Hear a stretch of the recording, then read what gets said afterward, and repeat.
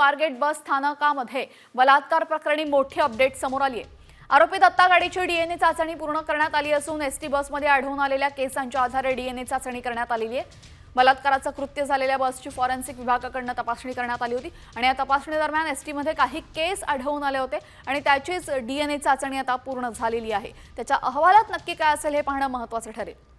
आरोपी गाडीची डीएनए चाचणी आता पूर्ण झालेली आहे। बसमध्ये सापडलेले केसाचे सॅम्पल आणि त्याचे डीएनए जर मॅच झाले तर मोठा पुरावा आता पोलिसांना मिळू शकतो। स्वारगेट बस स्थानकामध्ये बलात्कार प्रकरणी मोठी अपडेट समोर आली आहे।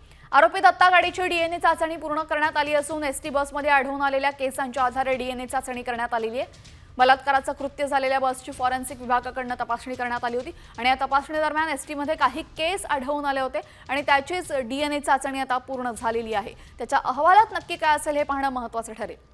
आरोपी गाडीची डीएनए चाचणी आता पूर्ण झालेली आहे। बसमध्ये सापडलेले केसाचे सॅम्पल आणि त्याचे डीएनए जर मॅच झाले तर मोठा पुरावा आता पोलिसांना मिळू शकतो।